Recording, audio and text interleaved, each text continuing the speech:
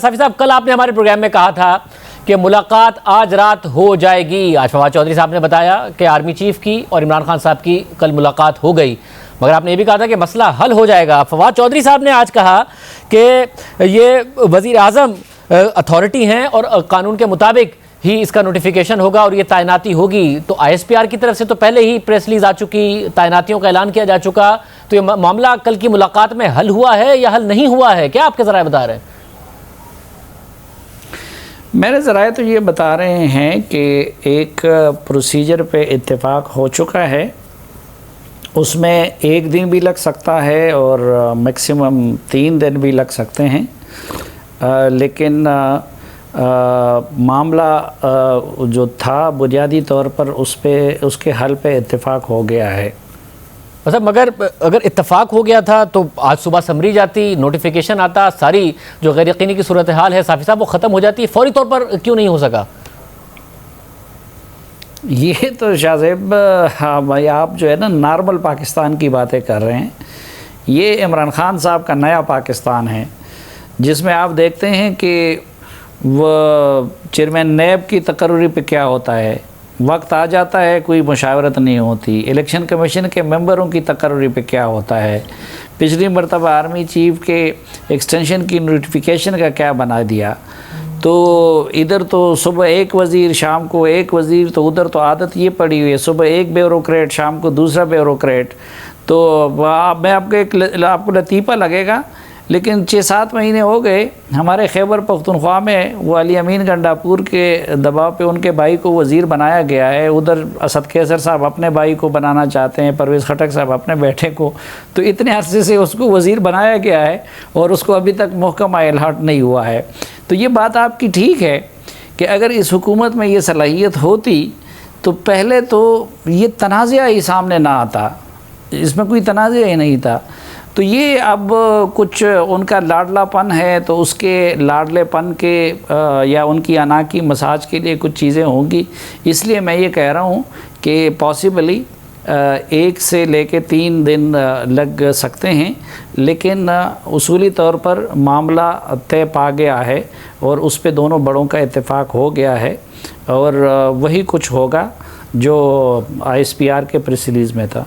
आसमा, आपने इस मामले पर ज़ाहिर तबसरा भी किया, लिखा भी है। ये बताइएगा कि ये जो रिवायती नाअहली है हुकूमत की, जो मुख्तलिफ तैनातियों में नज़र आती रही है, ये उसी का मसला है या फिर मसला कुछ और है और वो मसला हल हो गया कल की मुलाकात के बाद, या फिर नहीं हुआ है, एक नोटिफिकेशन हो चुका, उसके बारे में अगर वज़ीर इत्तलात कहें कि जी कानून के मुताबिक होगा और वज़ीर आज़म की अथॉरिटी है? जी देखिए, पहले तो अगर ये कानून के मुताबिक नहीं हुआ तो हुकूमत ये इस्टेब्लिश कर रही है कि ये गैर कानूनी तरीका था जो कि अपनाया गया। तो पहले तो इसके ऊपर बहुत ज़्यादा जो हैरत है उसका इजहार होना चाहिए कि कौन सा ऐसा गैर कानूनी तरीका था जो कि इख्तियार किया गया। और प्राइम मिनिस्टर आज कैबिनेट में भी कहते पाए गए, इसका एक इज्जत है, रिस्पेक्ट है और प्राइम मिनिस्टर के ऑफिस को भी इज्जत मिलनी चाहिए। और दूसरी बात सबसे अहम, लोग कह रहे हैं कि शायद कोई मसला नहीं है, तनाज़ा नहीं है, इसको क्यों बनाया गया। मेरे ख्याल में ये तनाज़ा बहुत वक्त के ऐन मुताबिक है वो इसको क्रिएट किया, क्योंकि इस हुकूमत के परफॉर्मेंस के ऊपर बहुत से सवालात उठ रहे थे, इसकी कारकर्दगी के ऊपर है, इंतखाबात की तैयारी कही जा रही है, अगली इंतखाबात की चीज़ों का बताया जा रहा है और कमीशन के मामलात है बाकी है। तो इस सूरत में एक नए बयानिए की पाकिस्तान तहरीक इंसाफ को और इस आज के इंसिडेंट जो कि तयशुदा है, बिल्कुल जैसे साफी साहब ने कहा, ये मामला तय हो चुका था। ये इस नोटिफिकेशन ISPR के प्रेस रिलीज से पहले बात हो चुकी हुई थी, ये अंडरस्टूड था।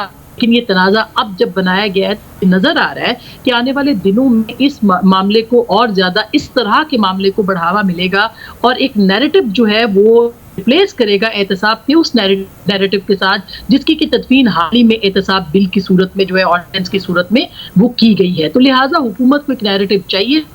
आज के बाद से वो नैरेटिव जो सिविलियन बालादस्ती, वजीर आजम की इज्जत या वोट को इज्जत दो, सकते हैं वो नैरेटिव के साथ अब पाकिस्तान तहरीक इंसाफ जो है वो मैदान में आ चुकी है।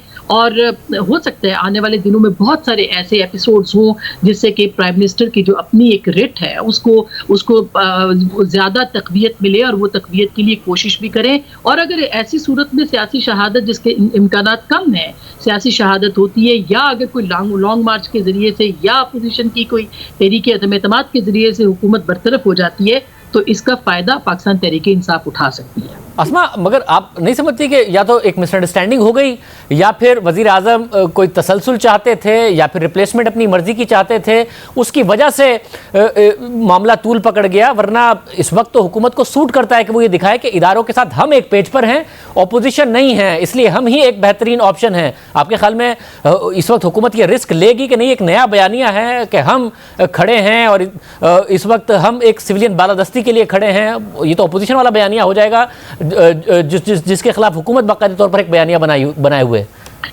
देखिए शाहजेब, अगर ये मसला नहीं बनना होता तो ये काबीना में नहीं आता। ये रात को ही मामला तय हो गया था। ये जिस तरह से 5-6 दिनों से छोटी छोटी बात के ऊपर 4-4 वजीर प्रेस कॉन्फ्रेंस करते हैं, कोई प्रेस कॉन्फ्रेंस नहीं होती, बल्कि उसके बाद एक म्यूचुअल अंडरस्टैंडिंग के जरिए से कोई हल्का फुल्का सा बयान हो जाता और उसके बाद ये तैनाती जो है ये हो जाती। मगर ऐसा नहीं हुआ।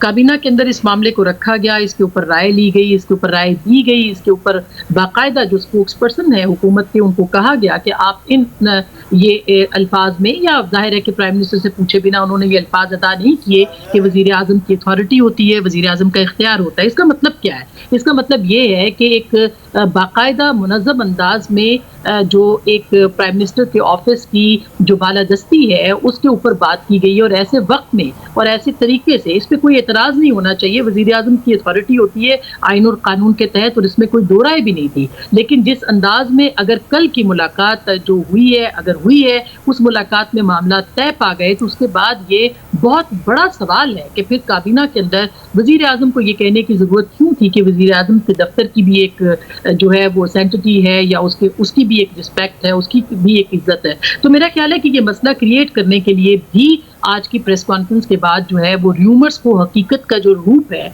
वो दिया गया बाकायदा। कई दिन इन मौज़ूआत पे बात होगी और ना सिर्फ ये बल्कि पेंडोरा पेपर्स वाला मामला गोल हो गया, नैब ऑर्डिनेंस वाला मामला खत्म हो गया।